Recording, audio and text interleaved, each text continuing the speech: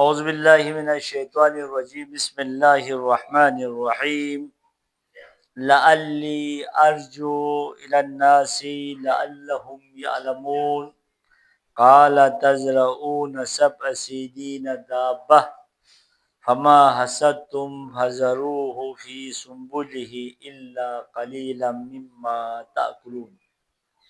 عزیزان محترم، السلام علیکم۔ سورہ یوسف، ابھی دو دوست، دو رفیق، دو ہم فکر، ہم عقیدہ، ایک نبی ہے، ایک نبی کی پیروکار، ایک خلیفہ رحمان ہے، ایک خلیفہ رحمان کی حمایت گار، ایک خلیفہ فی الارض ہے، روح عالم ہے، دوسرا اس روح کی محافظ۔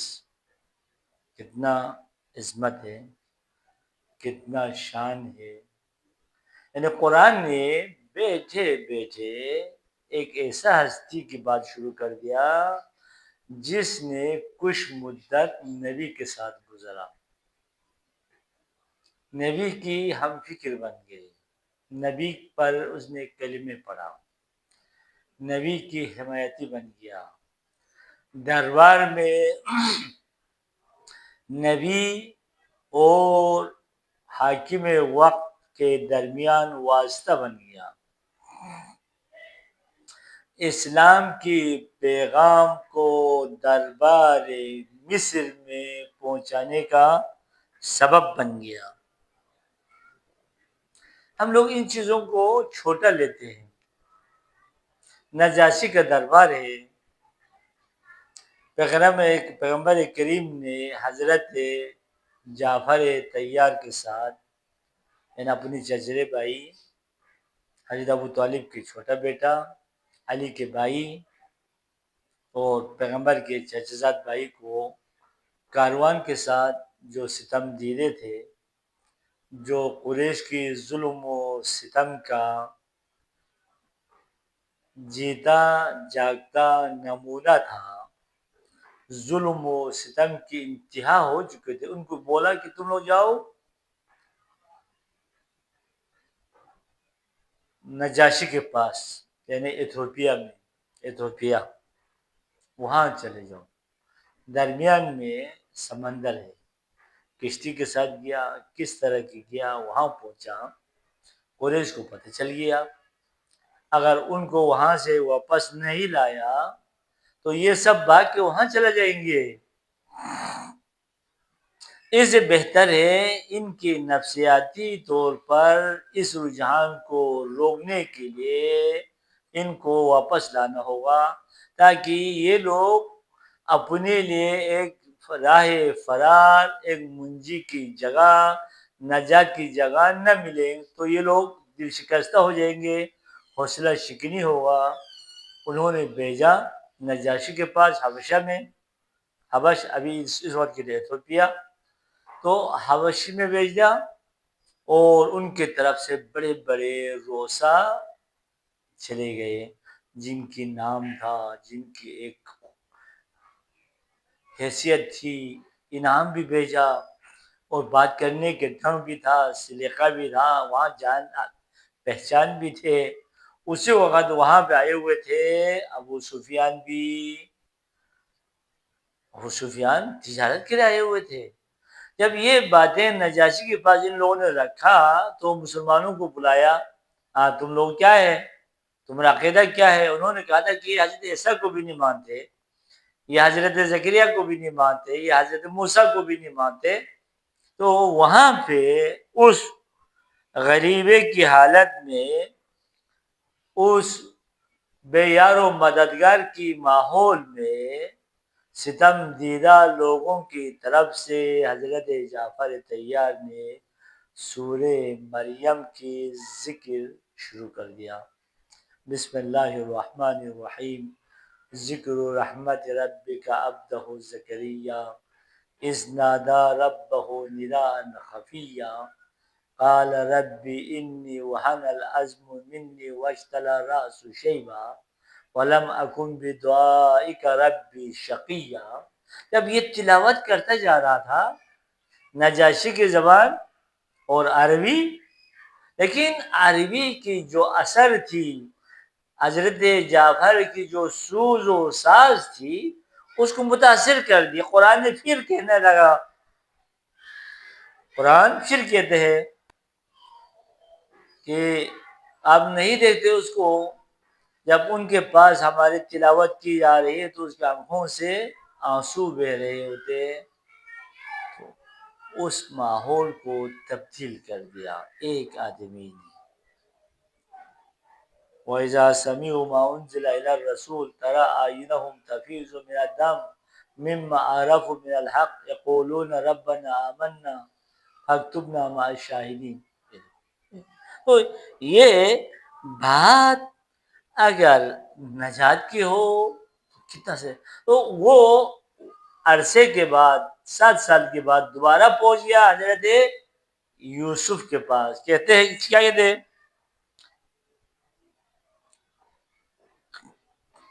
لَعَلِّي أَرْجِعُ إِلَى النَّاسِ لَعَلَّهُمْ يَعْلَمُونَ۔ یوسف ایھا الصدیق، بادشاہ نے یہ خواب دیکھا، 7 موٹی تازے گائے، 7 دبلے پتہ گائے، 7 سرسبز خوشے، 7 خراب ہوا خوشے، تو آپ اس کو کیسے جوڑ دیتے ہیں؟ اس کا تعبیر کیا ہے؟ مصر میں غوغا ہے، ماحول سنجیدہ ہے، آمون کے ماننے والے، معبد والے بے بس ہے، عوام شش و پن میں ہے، مصر کے لیے کیا مسئلہ درپیش ہے؟ لعلی، آپ مجھے بتا دو، لعلی ارجو الی الناس، میں واپس جاؤں گا، مجھے بادشاہ نے بھیجا ہے، خود کی کوئی حیثیت نہیں ہے، لیکن جب بادشاہ نے بھیجا تو اس کی حیثیت ہے، پروٹوکول ہے۔ پروٹوکول کا اندازہ اس بات سے لگایا جا سکتا ہے، اس وقت کی جو انتظامی امور کی جو چیف تھے وہ اس کی میت میں آیا تھا، یعنی اس آنے والے وفد کی لیڈ وہی کر رہے تھے جو زندان میں پہلے متہم تھے، اور آرمی چیف اس کے ساتھ اس کی حمایت کے لیے اور اس بات کو باور کرانے کے لیے میں بادشاہ کی طرف سے آیا تھے، میں نفس نفیس آیا ہوں۔ لعلی ارجو الی الناس، رجا یرجو، رجوع واپس جانا، لوگوں کے پاس ایک امید لے کے آیا ہوں، ایک سہارا لے کے آیا ہوں، ایک مشکل کے حل کے لیے آیا ہوں، تو اب مجھے ارجو الی الناس، تاکہ ہم چلا جائیں لوگوں کے پاس۔ لوگوں سے کیا لینا دینا ہے؟ جانا تو بادشاہ کے پاس ہے، جانا تو دربار میں جانا ہے، جانا تو وزیروں کے پاس جانا ہے، جانا تو مشیروں کے پاس جانا ہے، جانا تو پالسی میکروں کے پاس جانا ہے، ان کے پاس رکھنا ہے، اس کو عوام میں تھوڑی لے جانا ہے۔ جس طرح ہم کرتے ہیں ہمارے نواشی مسئلے میں، ہم ہر مسئلے کو عوام میں لے کے جاتے ہیں، روڈ پہ، ہوٹل میں، چائے خانوں میں، شادی کے محفلوں میں، سیاسی محفلوں میں، اور اسی کو بیان کرتے ہیں ہمارے اختلاف مسئلوں کو۔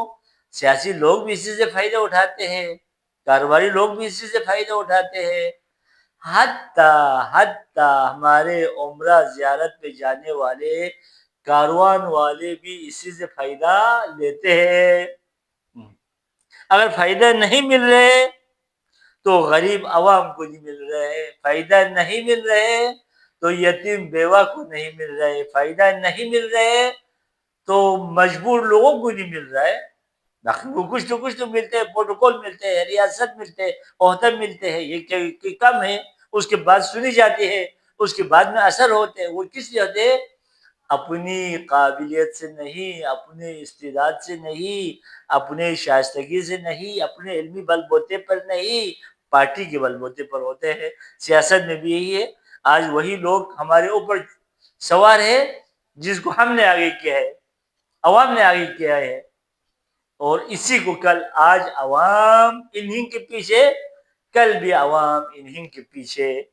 تو یہ پارٹی بنانا، پارٹیوں کا رجحان بڑھنا، پارٹیوں کے پیچھے جانا، غلامی در غلامی در غلامی ہے.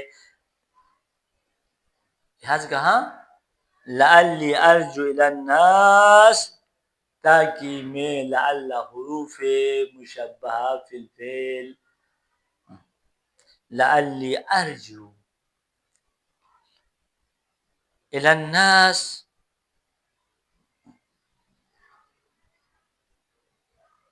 اور ہم ان کے پاس جائیں تو کیا ہوا، وہ اس کو جان لیں، لوگ اس کو جان لیں. لعلہم یعلمون، تاکہ وہ لوگ جان لیں. جب آپ جان لیتے ہیں مسئلہ تو آپ اس کی رائے حل بھی پیدا کرتے ہیں. جب رائے حل پیدا ہوئے تو اس کے سد و باب بھی کرتے ہیں.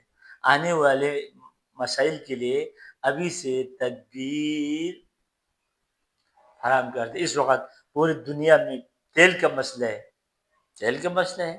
بڑے بڑے جو دور اندیش حکمران ہیں انہوں نے تو بندوبست کر کے رکھا ہوا ہے، اور جو مجھ جیسا حکمران ہے، مجھ جیسا لوگ ہے، وہ ہر روز غوغا، شور شرابہ، افسوس صد افسوس کا نعرہ، اسے کہ لوگوں کے لیے پالیسی نہیں بنایا تھا. کہتے نا قالا، فرمایا، یہ نہیں کہا میں حمایت نہیں کر سکتا. کیوں نہیں کر سکتا؟ یوسف نے یہ نہیں فرمایا میں حمایت نہیں کر سکتا. کیوں نہیں کر سکتا؟ اس لیے یہ لوگ بے دین ہیں. ہم آرام سے بول دیتے، ہم بالکل بہترین طریقے سے بول دیتے، بغیر جھجک، بغیر خوف خدا. ذرا برابر ہمارے اندر تڑپ نہیں ہے، ترس نہیں ہے قیامت کا، سوال و جواب کا، کل قیامت درگاہ الہی میں حاضر ہونے کا. آرام سے کہہ دیتے ہیں یہ بے دین ہے، یہ کافر ہے، اس کا عقیدہ خراب ہے. اس کی روح کو مجرور کر رہا ہوتا ہے، اس کی عزت کو پامال کر رہا ہوتا ہے. اور بہترین موقع بھی یہی ہے کہ مصر برباد ہو جائے، عوام قحط سالی کا مسئلہ ہو، خشک سالی کا مسئلہ ہو، اور بادشاہ کے خلاف کھڑے ہو جائے. یہ ہمارا سوچ ہے، یہ ہمارا فکر ہے، یہ ہماری تربیت کا اثر ہے، یہ ہماری چھوٹا ذہنی ارتقاء ہے. نبی خلیفہ خدا، خلیفہ نبی ابن اللہ، وہ اس سے بلند و بالا ہے. اللہم صلی علی محمد وآلہ